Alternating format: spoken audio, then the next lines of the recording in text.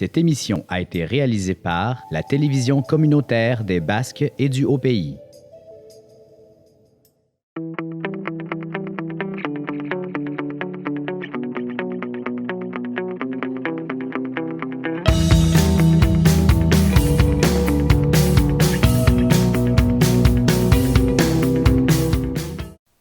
Bonjour, j'espère que vous allez bien.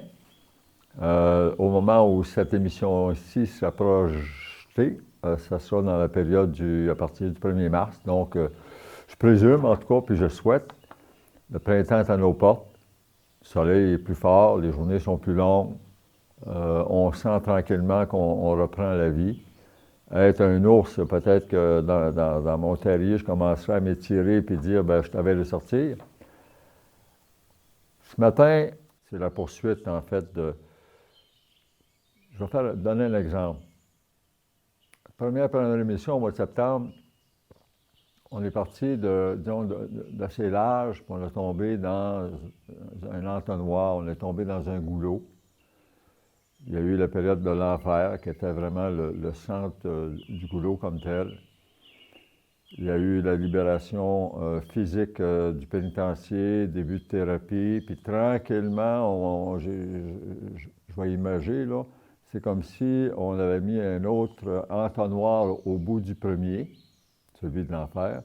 Puis tranquillement, ça a pris des années, plusieurs, même au moins 2 dizaines d'années, là, et on s'en est allé vers l'entonnoir, mais inversé.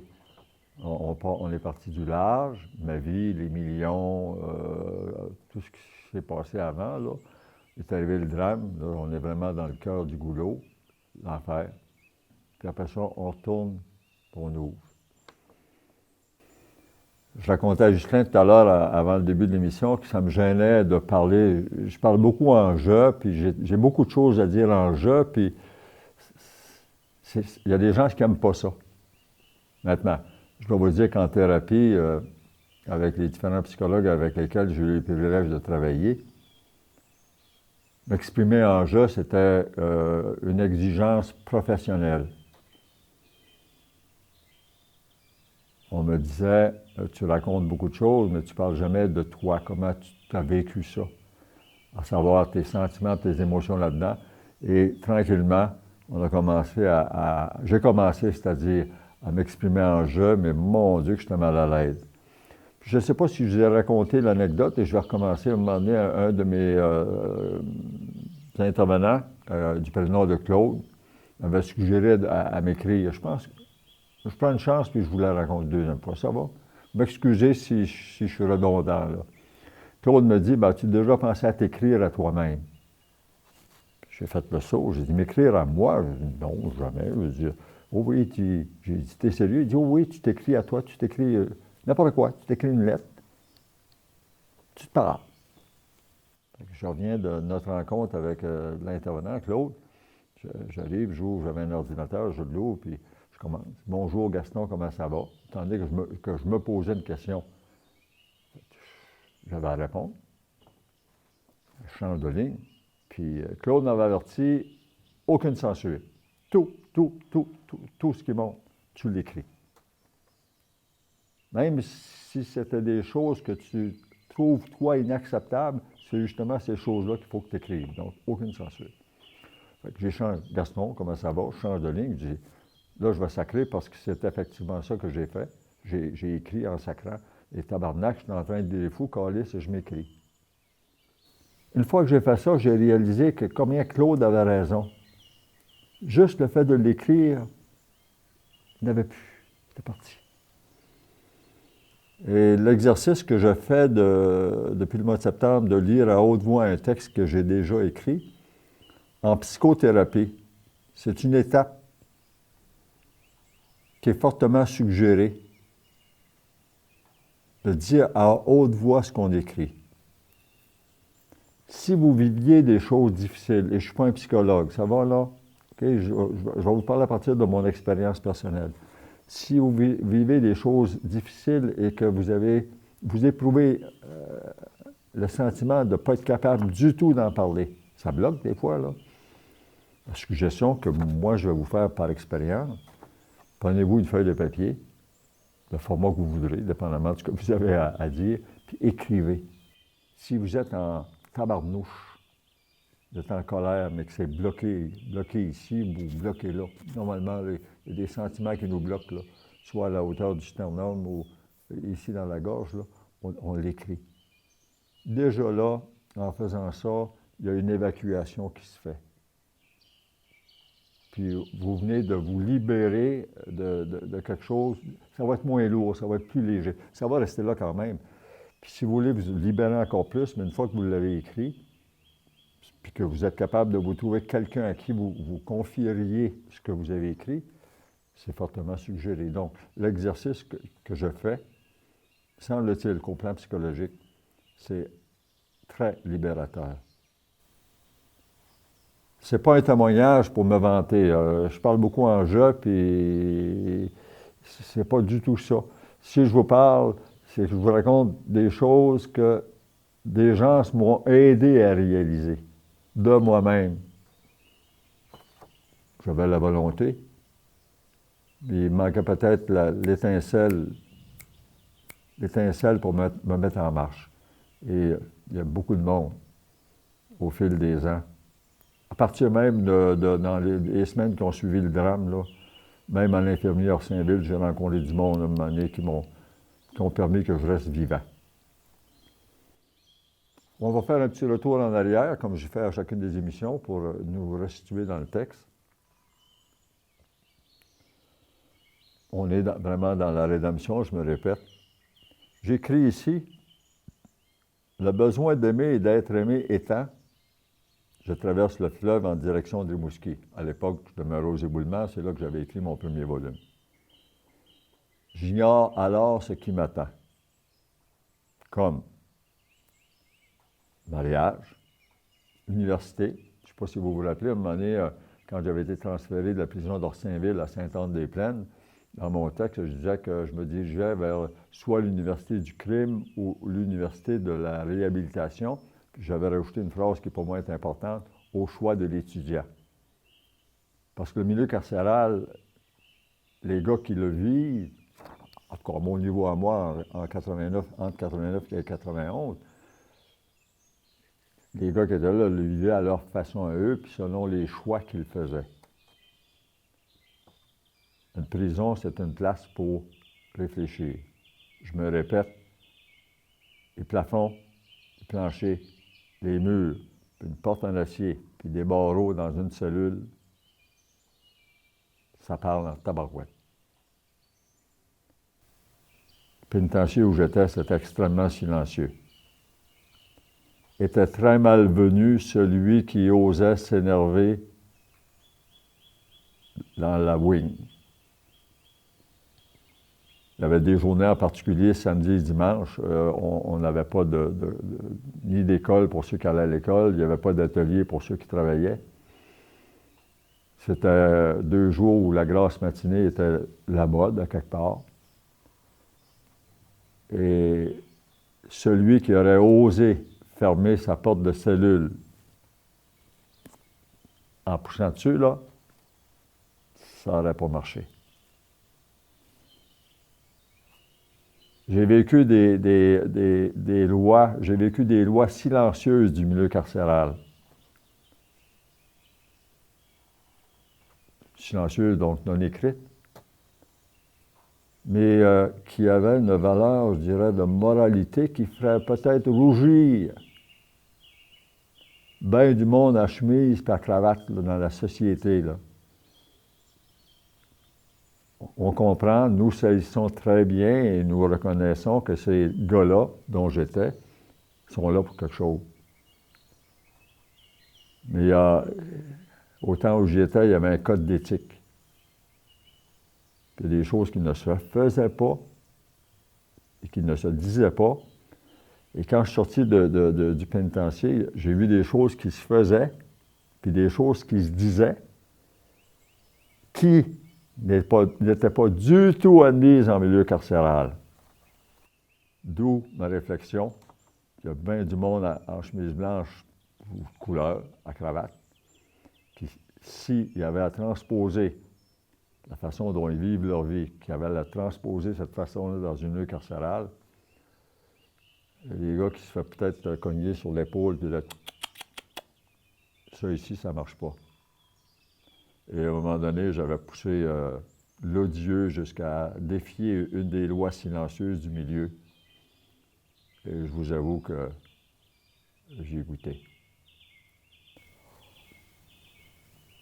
Je reviens à ça. Mariage, dernière émission, j'ai parlé d'engagement. Ça me rappelle un engagement que j'avais pris au pénitencier, dans le milieu carcéral, là, que je n'avais pas respecté. Je travaillais à l'époque à la cuisine comme commis de bureau, nous étions deux. Ça sonnait que mon partenaire, un autre détenu avec moi, c'est un concitoyen du même village que moi, New Carlisle, en Gaspésie. Et à un moment donné, mon voisin de cellule, mon Dieu Seigneur, pardon, un Irlandais, un rouquin, un grand bonhomme, 6 pieds et quelques, là, un amateur à l'époque, amateur de gun. Il m'a demandé de subtiliser, donc voler en d'autres termes, des épices à la cuisine pour qu'il puisse se préparer le samedi soir au pénitencier à l'époque où j'y étais encore toujours. Là. Et il y avait une mode, les gars se faisaient des riz avec un genre de potluck. Là. Moi, j'en avais pas, mais lui, il se faisait ça, puis il avait des épices. Puis j'avais promis à un moment donné que je volerais des épices à la cuisine. Pas une quantité industrielle, là, un petit peu pour un repas. Et je n'ai pas donné suite à mon engagement. J'ai goûté. J'ai réalisé qu'en milieu carcéral, quand on disait oui à quelque chose, c'est un contrat. Pas besoin d'avocat, pas besoin de notaire, même pas de poignée de main, parce que les poignées de main, au moment où j'étais encore toujours, je vais dire ça souvent parce que ça fait quand même 30 ans de ça, c'est peut-être changé, mais entre 89 et 91, la poignée de main en milieu carcéral, ça ne se donnait pas parce que ça représentait la citoyenneté, les citoyens. Les citoyens en dedans, c'était très mal vu. C'était une gang de... L'expression, c'était une gang de crosseurs. Je ne respecte pas mon entente de voler des épices à la cuisine et je retarde. Wally, il se prénommait Wally, William. Wally me demandait mes épices, c'est un anglophone. Mes épices. Oh, oui, ça va venir finalement. Au bout de peut-être, je ne sais pas, un mois, j'ai eu le courage de lui dire il n'y en aura pas de ça. Je ne voulais pas recommencer, là.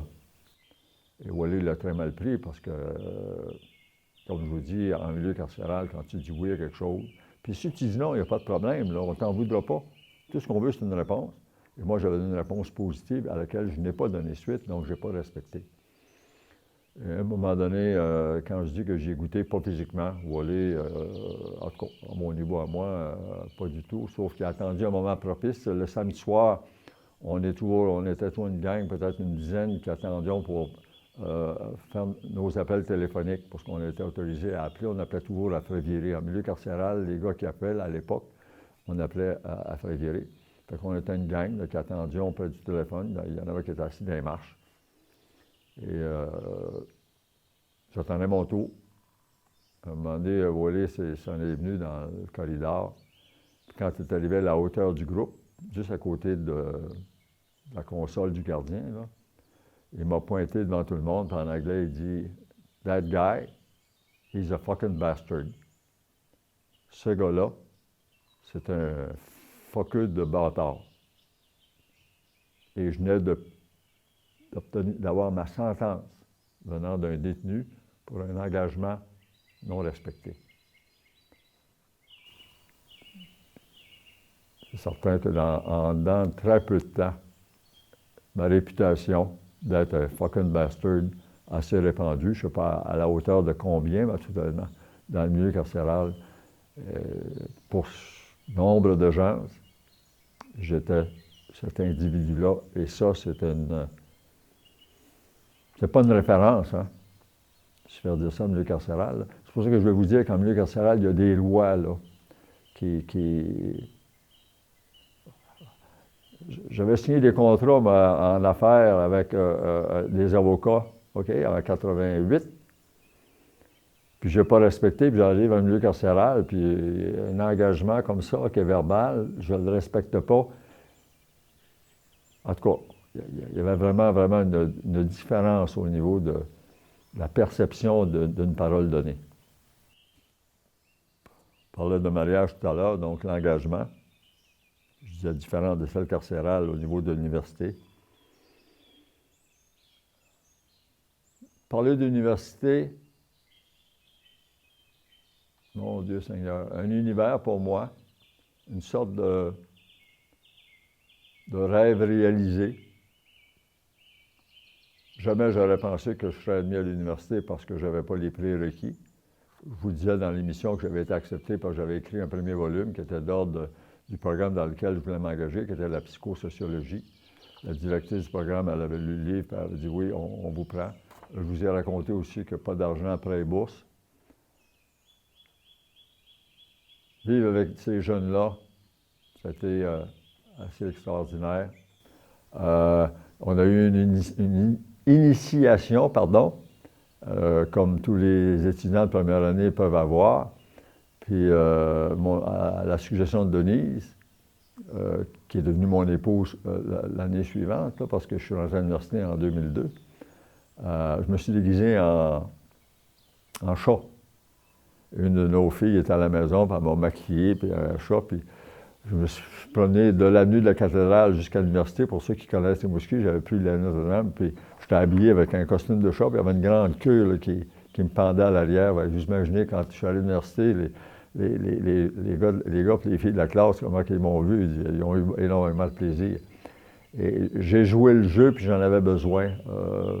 Moi qui étais toujours sérieux, là, oser me déguiser comme ça, c'était très, très bon.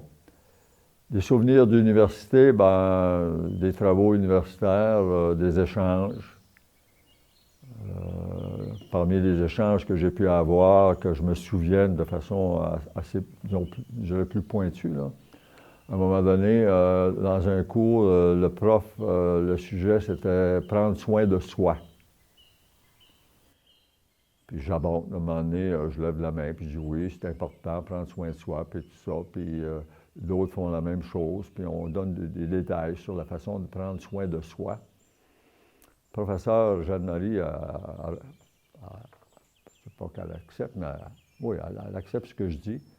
Mais au bout de quelques minutes, elle me revient, elle dit « Gaston, j'aimerais ça revenir sur ce que tu as dit tantôt. » Elle dit « Tu as raison, c'est important de prendre soin de soi, mais que dirais-tu de prendre soin de la vie en toi? »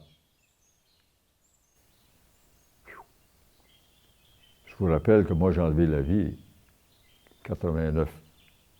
Je suis à l'université, 13 ans plus tard, et une professeure me suggère de questionner sur la différence entre prendre soin de soi et prendre soin de la vie en soi. J'ai eu un choc. Puis, disons que j'ai fait de la psychophilo ou philo-psycho, là, avec le peu de compétences que j'ai. Et ça m'a permis de questionner c'est quoi la vie qui m'habite. Ça vient d'où, ça?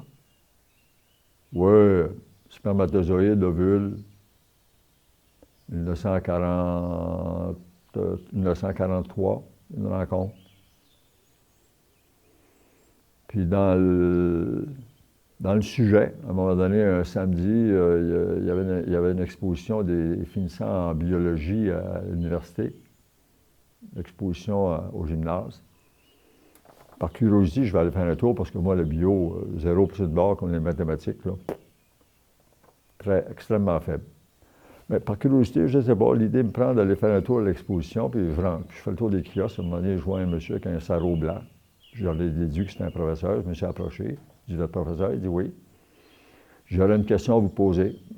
Vous êtes professeur de biologie? Oui. Je lui dis, si vous étiez capable de prendre la vie, puis la mettre dans une éprouvette, puis enlever là, ce qui peut être superflu, là. Tu sais, ce qui orne la vie, ce qui décore la vie. Puis arriver dans le fond de votre éprouvette, puis serez-vous capable de mettre le doigt, j'image, là, ou un instrument quelconque, sur la cellule vie.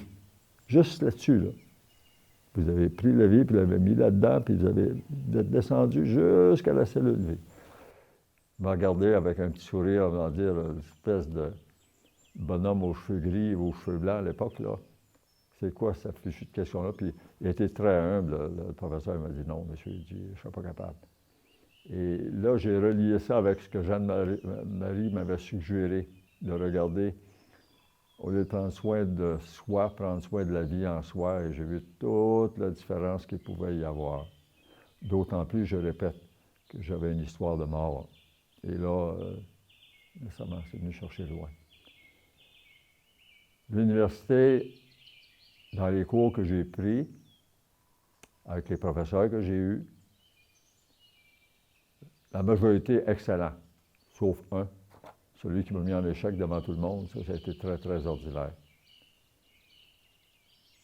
Ce que j'ai vécu en psychosociaux, j'ai comme revécu toutes mes années de psychothérapie. J'ai été, presque 5 ans en thérapie, la raison d'une rencontre par semaine avec différents psychologues, 3 au total. Pas tous en même temps, il faut s'entendre. On a beaucoup travaillé ensemble.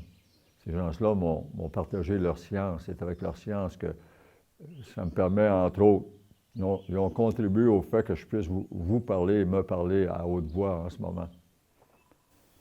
Et les cours de psychosociologie, pardon, j'ai revécu toutes mes années de thérapie.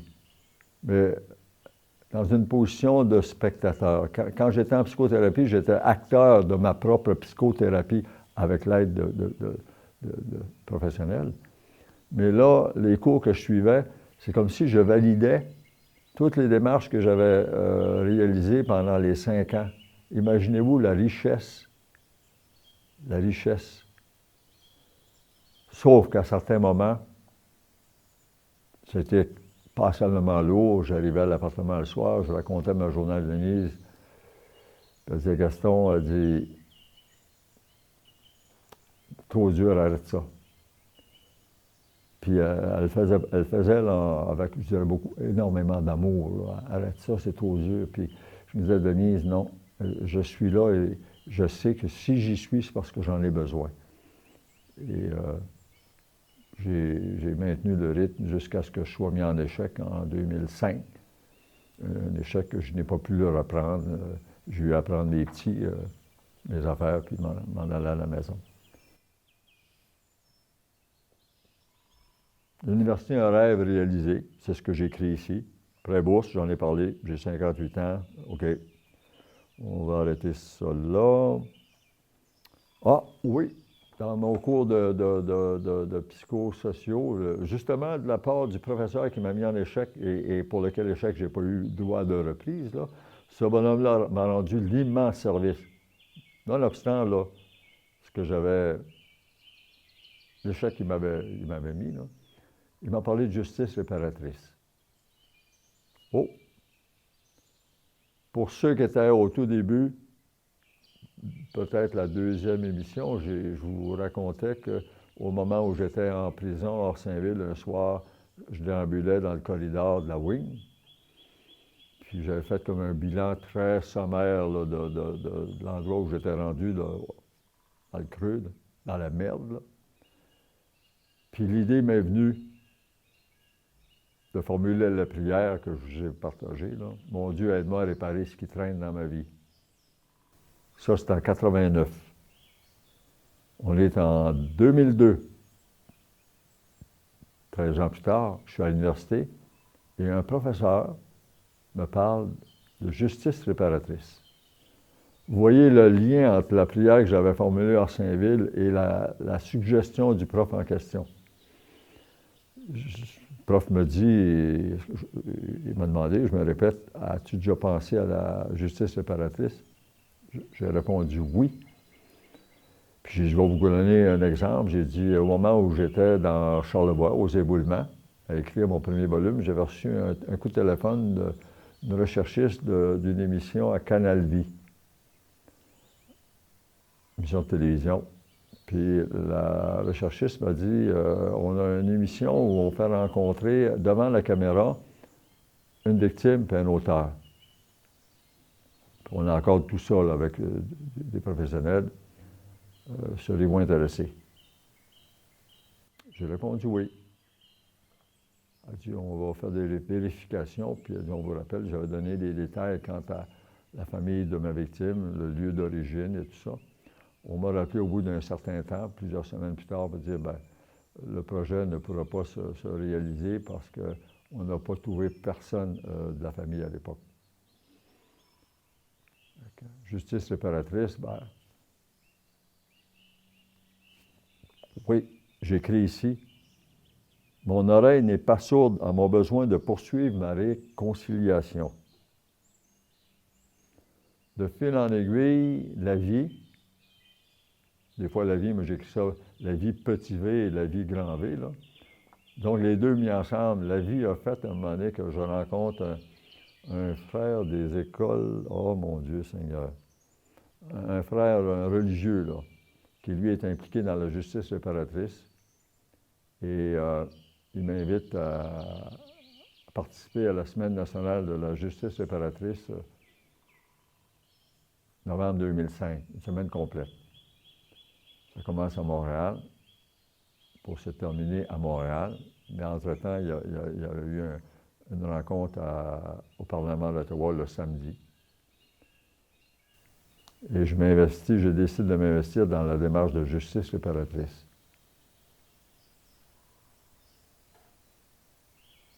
Démarche au plan humain extrêmement exigeante, très exigeante, mais combien libératrice.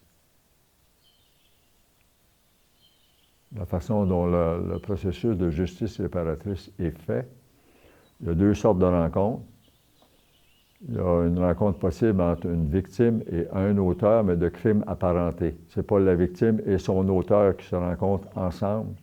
C'est, par exemple, une fille qui a été victime d'inceste, elle va s'impliquer dans le processus avec un monsieur qui est auteur d'inceste. Ils sont encadrés par une équipe, là, et ensemble, ils échangent. La victime, elle a besoin de dire à l'auteur combien elle a souffert. C'est un processus exigeant. Et l'autre forme de démarche, c'est qu'on met ensemble un auteur, puis la victime directe du délit.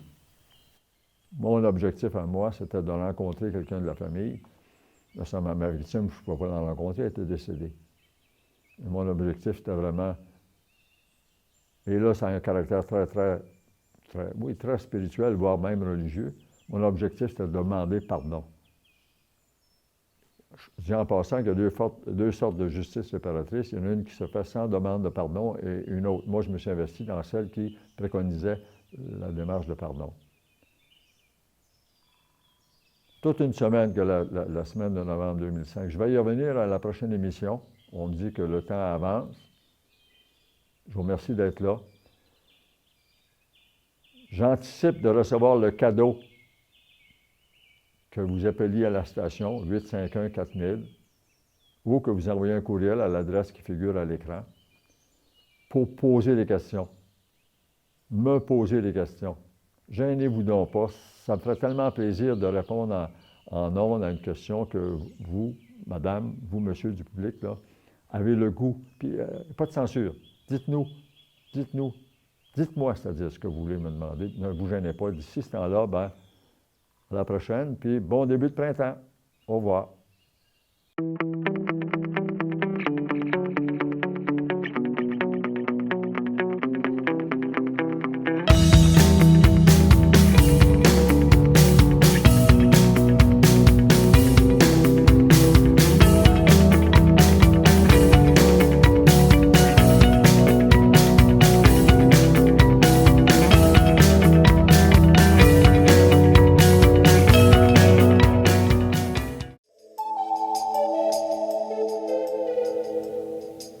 Cette émission a été réalisée par la télévision communautaire des Basques et du Haut-Pays.